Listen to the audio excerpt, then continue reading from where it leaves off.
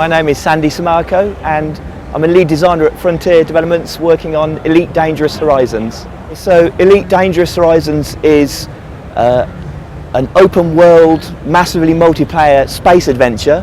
It's the latest instalment in a series that started back in 1984 with Elite, the original Elite that created the genre.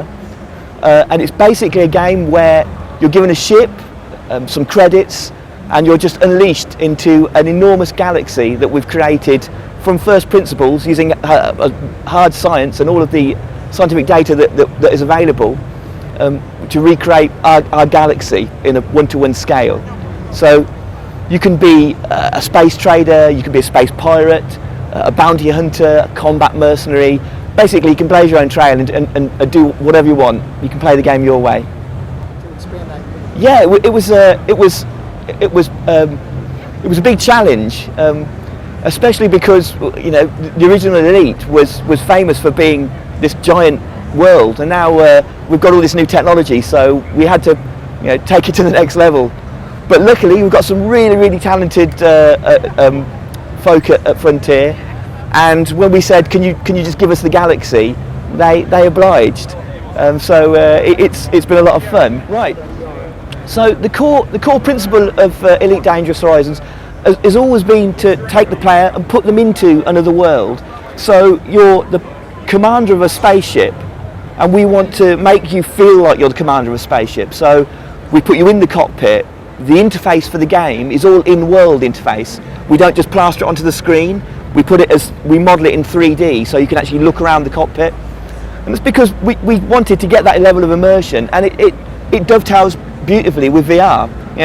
We didn't design the game for VR. We started on it before virtual reality was a big buzz again. But when it came along, it was too good an opportunity to miss, and it doesn't necessarily give you a massive advantage, but it really puts you in the world. It takes it to another level of immersion. So really, it's entirely up to your tastes. At its heart, it's about flying a spaceship.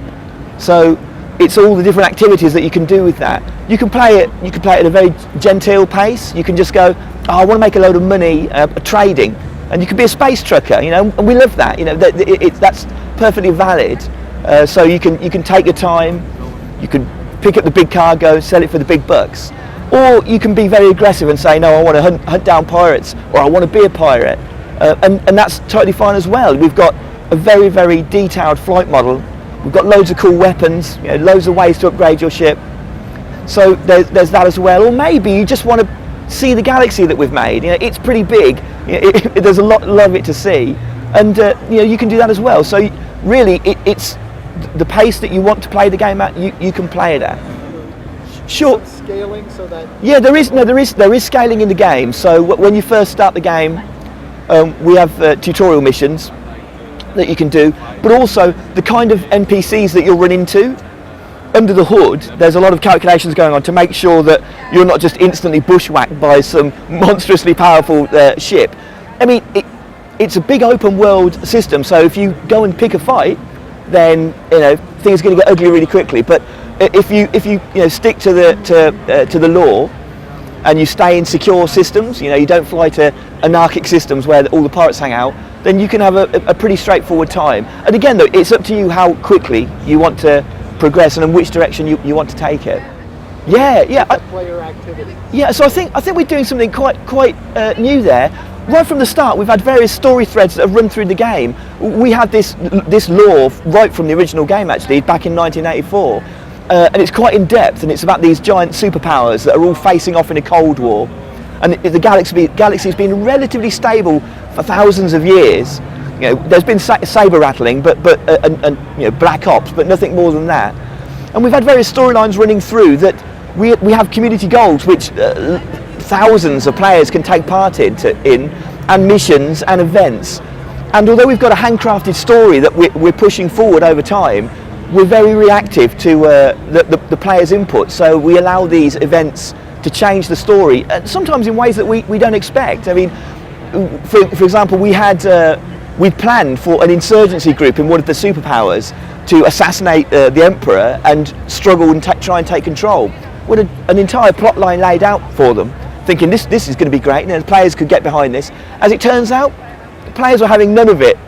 They dealt such a decisive blow to this insurgency that we decided, they killed that story, and that's great. That created in of itself a new story.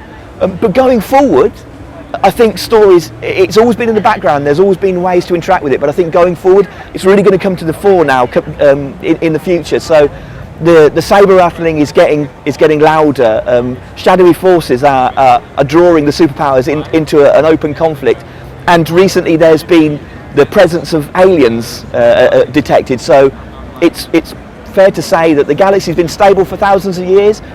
That might not last going into the future. What platforms are you supporting? Right, so we launched it in December 2014 on PC and on Mac.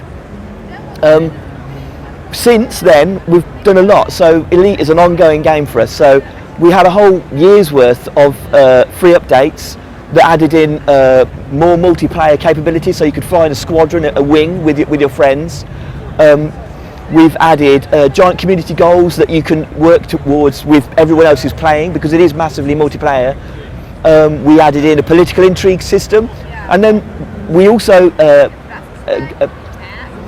released a second season called that's the Horizon season, and in that we introduced planetary gameplay, so you can actually now fly down to the planet's surface, and you can race around in a space buggy and take part in various activities. And since then we've also launched on Xbox One, and just recently we've updated the Xbox One version, so it's fully up to date with the PC version. So that now, and both players from the PC version and the Xbox version, the activities that they take part in, the results are both fed into one overall galactic background simulation.